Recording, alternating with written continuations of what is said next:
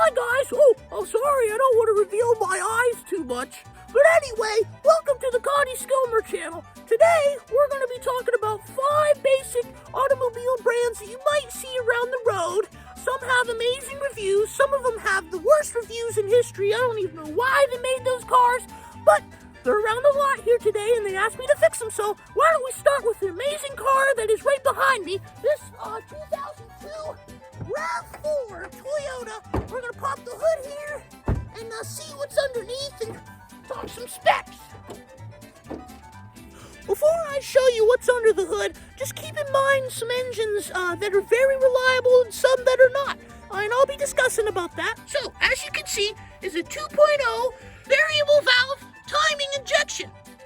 It's a very good engine. I would say whenever you get an engine like this, I would not recommend, or even any car, I would not recommend putting an air filter like that that's aftermarket. Because whenever you check the computers with the car, it's just going to tell you that it's not even existent. Just keep everything the way the factory made it. That's all I can really say. This thing is a 2002, like I said, 2002 year. Very good. I would totally recommend this thing. This thing would last 300,000 miles without a doubt. I mean, you don't even have to check the oil and the transmission fluid at all. One detail that I did not mention, though, is that the Toyota RAV4 sitting here actually has had an engine replaced, so that is one downfall, but I would not shy away from it at all.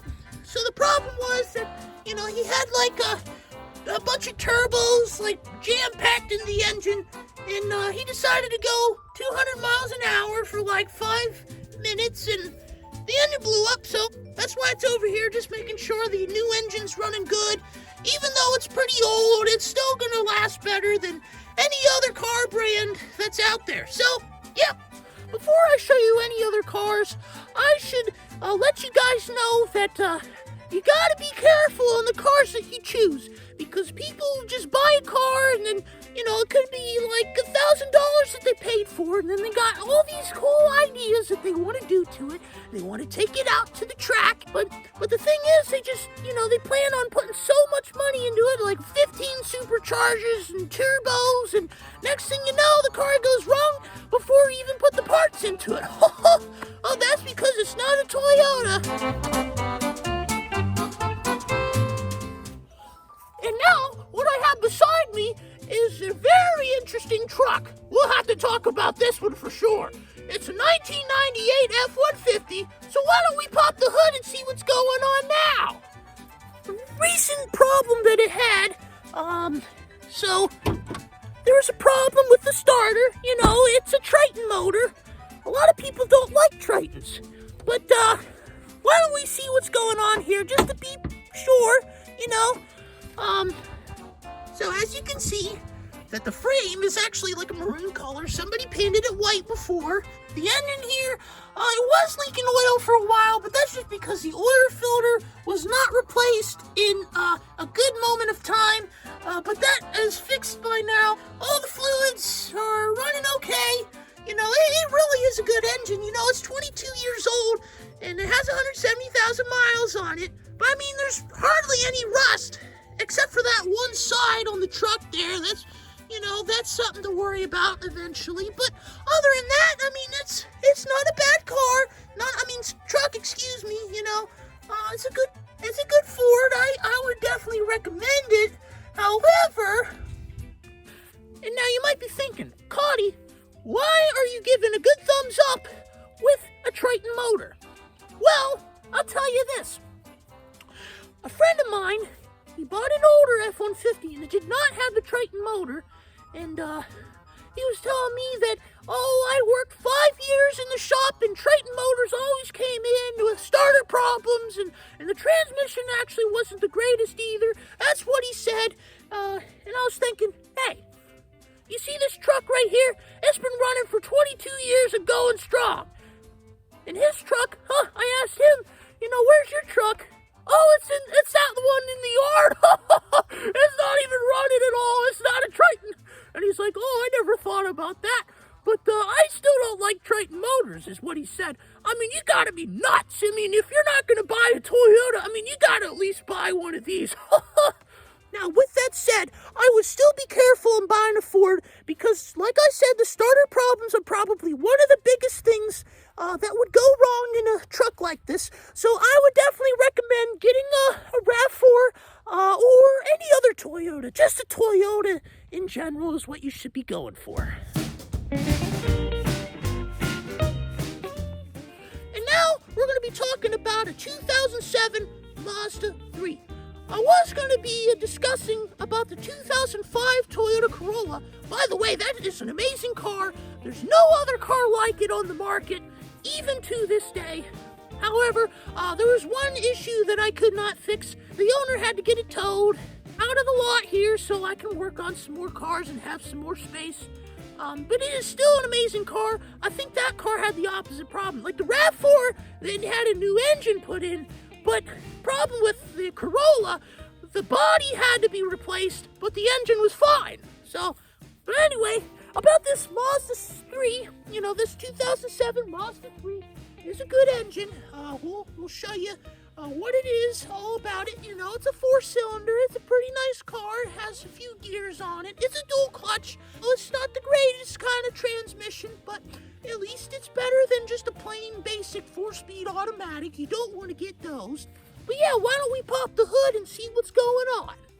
So as you can see, is a DOHC, a dual overhead cam, 16 valve. Doesn't have, the 20 valves like in the Toyotas. But look at that! A variable valve timing! I think they tried to plagiarize the Toyota, if you ask me. But it has a pretty similar engine. It has good gas mileage. It has up to 35 miles per gallon. And I think the Toyota has up to 40. I think the problem with this one is that the struts went bad. But I fixed that within a heartbeat, It's not a bad car. And as you can see here, there's a lot of components here. It's pretty nice, transmission fluids right there, that's pretty normal. But in a Chrysler, usually the transmission fluid is up further a little bit, and that's pretty odd. Maybe that's why Chrysler's doing really bad. And now some people might be asking me, hey Cotty, if it basically has the same engine that's in the Toyota, why should you still shy away from it? Well, I'll tell you why. Even though the engine is basically the same as the Toyota, it's probably not going to last as long. A customer of mine, he had two vehicles. He had a Mazda 3 himself, and he had a 1999 Toyota Corolla. Now, what he did is he would drive them every other day, each one every other day. And then it came to about 2 years. So what he did, he drove that Mazda. It had about 155,000 miles on it. And once it hit 155,001, he had problems with it. They were so bad that he had to get rid of the car. So, it's time for him to get rid of it. But he said that he liked the Toyota Corolla better because it lasted 2 miles longer than the Mazda. So, if it's going to last longer than the Mazda, that tells you something right there. There's something that Mazda's doing that is not good enough to compete with Toyota. I'm just going to be straightforward with you. All I've ever owned in these 60 years of my time was just Toyotas, and I still got them all.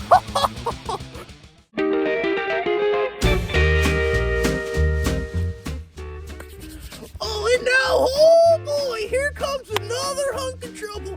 Oh, we got a 2009 Subaru Legacy. And boy, I got a lot to talk about.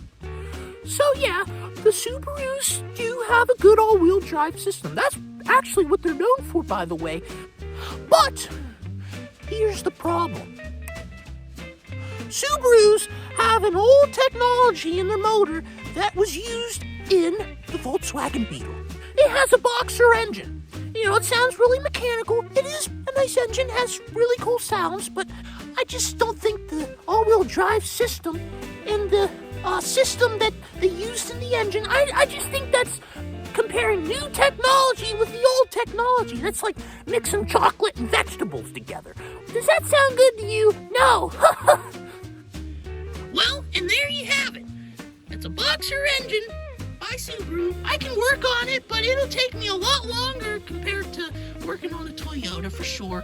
It's working on all these rods. I'd rather just replace the whole engine from a Toyota than work on one of these, to be honest. But you can see the alternators right there.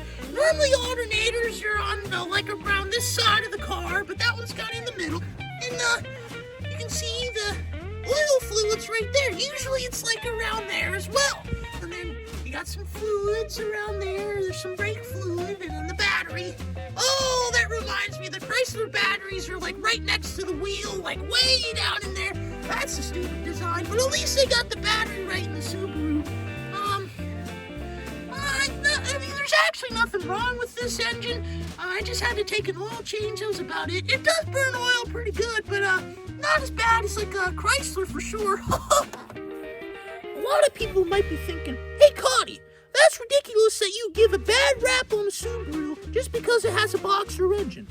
Well, you're actually wrong on that because, the boxer engines, they were good in its time, but it's time for Subaru to make a new engine. They've been making boxer engines for years, and even though they've been perfecting them, they haven't been making other engines like Toyotas have. Like Mazda at least has a VVTi engine, but that's basically a half Toyota. So that's why I would at least think about buying that before Subaru. Even though it just needs an oil change, there's nothing wrong with the head gaskets, because head gaskets are a big problem, and a lot of people are like, well, what else can you think about that would go wrong besides a head gasket? Well, pretty much the whole boxer engine itself is the problem. It don't have that Toyota emblem. You gotta stay far away from it as possible. Unless you live up north and you need an all-wheel drive system, yeah, I would recommend a Subaru. But other than that, don't buy it, especially if you're around south, the southern border. I would not even recommend it at all. I would just go with a Toyota, Even Toyotas would be good in the snow, as long as it has an all-wheel drive system. So I would just think about that. That's something to munch on and sit down with a bowl of syrup. And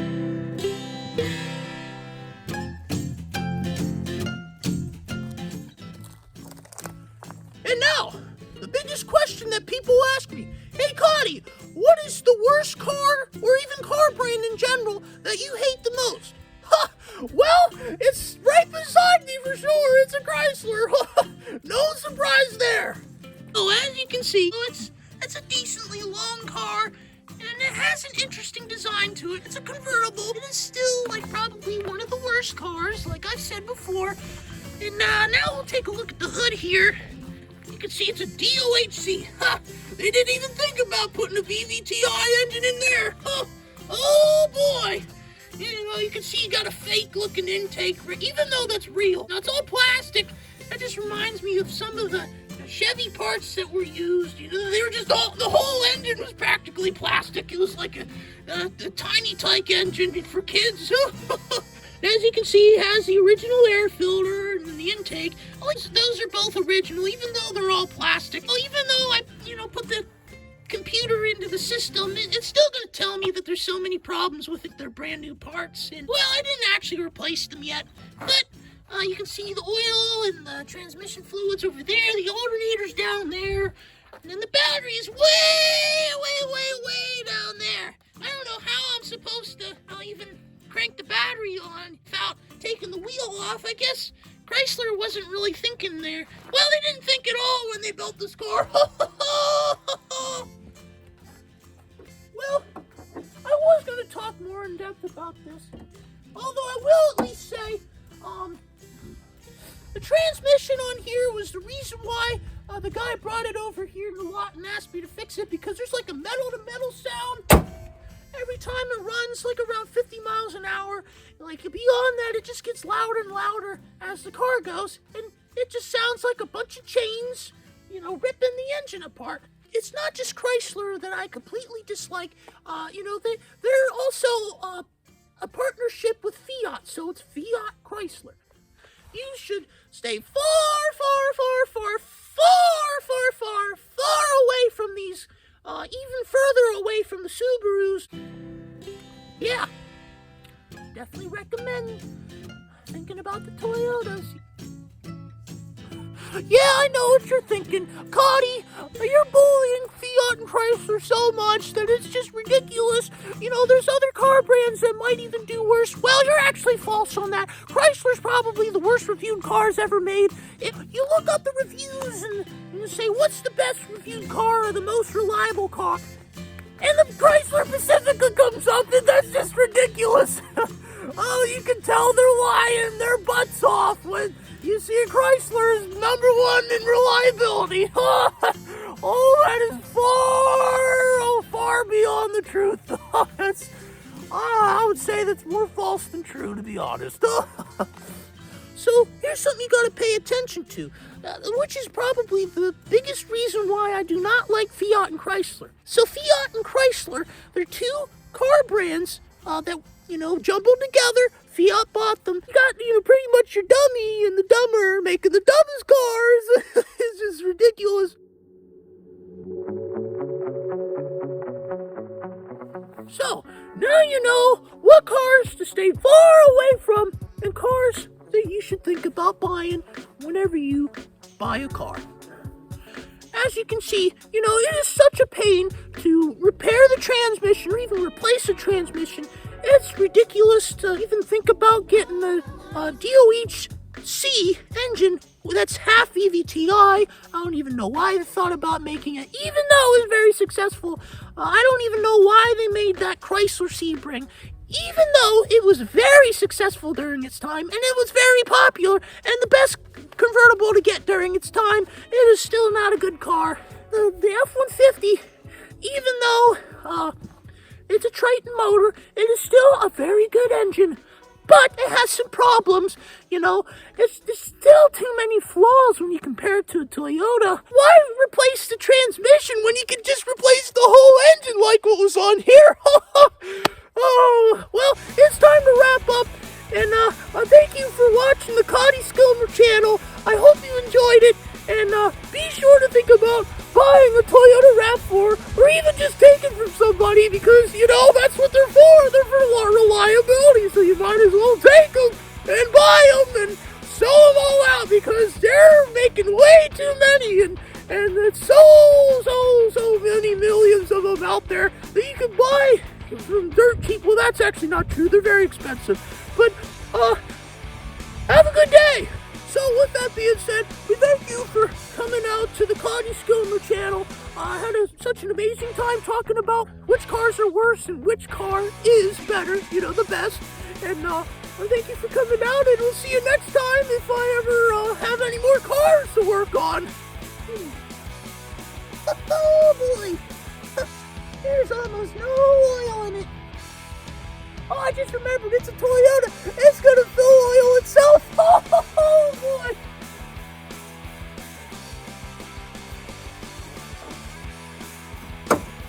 On that farm, that Chrysler failed. E-I-E-I-O. Oh, no. Transmission fluid's not looking too good. That probably means I need to replace the transmission. Wait, I just remembered, even if I replace all the parts, it's still not gonna work. Oh!